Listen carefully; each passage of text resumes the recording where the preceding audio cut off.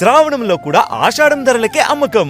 అమరావతి రాజధాని నిర్మాణం అంటే 4 బిల్డింగ్లు కట్టడం లేదా నలుగురికి ల్యాండ్ అలాట్మెంట్ చేయడం అనుకుంటే పొరపాటు. ఎందుకంటే ఇది ఒక బృహత్తరమైనటువంటి ప్రణాళిక. అందులో భాగంగానే ఇప్పుడు మరొక నిర్మాణాలకు సంబంధించి ముఖ్యంగా గవర్నమెంట్ కాంప్లెక్స్లో నిర్మాణం జరుగుతున్నటువంటి ప్రాంతాల్లో రహదారి వ్యవస్థలకు సంబంధించినటువంటి టెండర్లని ఏపీసీఆర్డీఏ రిలీజ్ చేసింది. దాదాపుగా 680 కోట్ల రూపాయల పైగా ఖర్చు అయ్యేటువంటి ఈ ప్రాజెక్టులో అనేక అంశాలు ముడిపడి ఉన్నాయి.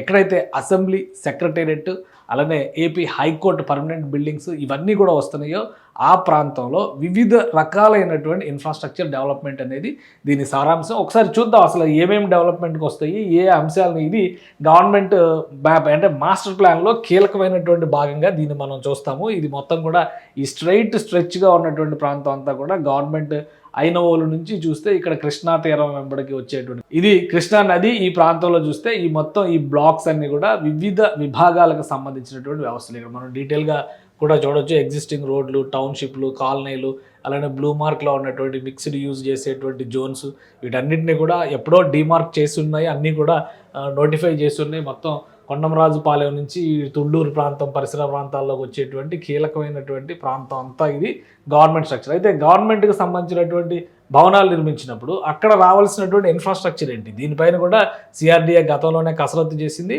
ఆ బ్లాకుల మధ్యలో చేసేటువంటి రహదారుల నిర్మాణం దగ్గర నుంచి ముఖ్యంగా అమరావతి నిర్మాణం గ్రీన్ అండ్ బ్లూ సిటీ అనేటువంటి మాట చెప్పారు. పక్కనే ఉన్నటువంటి కృష్ణానది, అలానే నీటి ఓటలు తేలి వచ్చేటువంటి భూములు కాబట్టి అక్కడ సహజ సిద్ధమైనటువంటి కాలువల తరహా వ్యవస్థలను ఏర్పాటు చేయాలని భావించారు. అందుకనే గవర్నమెంట్ కాంప్లెక్స్లో ప్యారలల్గా కొన్ని పిల్ల కాలువల్ని నదుల రూపంలో నది నుంచి వచ్చేటువంటి నీటిని మళ్లించే విధంగా డిజైన్ చేశారు. ఈ మొత్తం బ్యూటిఫికేషన్ వర్క్కి సంబంధించినటువంటి ఈ ప్రణాళికను మొత్తం యాజ్ ఇట్ ఈస్గా అమలు చేశారు. అంటే 2 ఏళ్లలో బిల్డింగ్స్ కంప్లీట్ అయ్యే విధంగా 2-3 ఏళ్లలో ప్రణాళికలు చేశారు. ఆ లోపు ఈ ఇన్ఫ్రాస్ట్రక్చర్ అంతా కూడా ప్రజలకి అందుబాటులోకి రావాలి కాబట్టి ఏపీసీఆర్డీఏ ప్రత్యేకంగా వీటికి సంబంధించినటువంటి టెండర్స్ని ప్రాసెస్ చేసింది.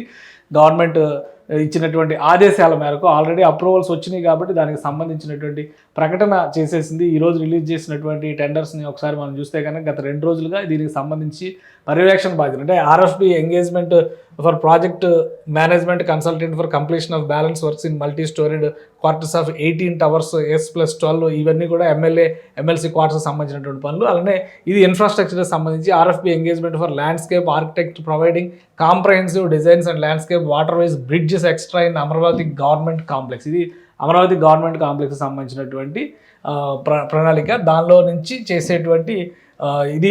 సో ఈ డెవలప్మెంట్ ఏంటంటే ఇది క్లియరెన్స్ వచ్చిన తర్వాత, రాష్ట్ర ప్రభుత్వం నుంచి క్లియరెన్స్ వచ్చిన తర్వాత వీటికి సంబంధించినటువంటి టెండర్స్ అన్నింటినీ కూడా రిలీజ్ చేసింది. వీటికి టార్గెట్ కూడా పెట్టారు, 24 నెలల టార్గెట్. అంటే పని స్థాయిని బట్టి మొత్తం 682 కోట్ల రూపాయలు ఈ పనులకి, ఈ ఇన్ఫ్రాస్ట్రక్చర్ డెవలప్మెంట్ పనులకి అవుతాయని చెప్పి అంచనా వేశారు. దానికి సంబంధించినటువంటి టెండర్ని ఫ్లోట్ చేసింది కాబట్టి అర్హత కలిగినటువంటి సంస్థలు దానికి అప్లై చేస్తే టైం లైన్ లోపు ఈ పనులు పూర్తి చేసేటువంటి బాధ్యతని అప్పగించబోతుంది ఏపీసీఆర్డీఏ. అంటే ప్యారలల్గా భవన నిర్మాణాలతో పాటు ఇన్ఫ్రాస్ట్రక్చర్ డెవలప్మెంట్ ప్రాసెస్ పైన కూడా రాష్ట్ర ప్రభుత్వం ఫోకస్ పెట్టింది.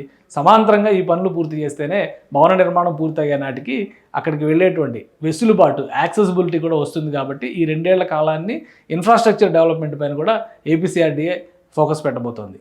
సుమన్ టీవీలో మీ పర్సనల్ అండ్ బిజినెస్ ప్రమోషన్స్ కోసం కింది నెంబర్కి కాంటాక్ట్ చేయండి.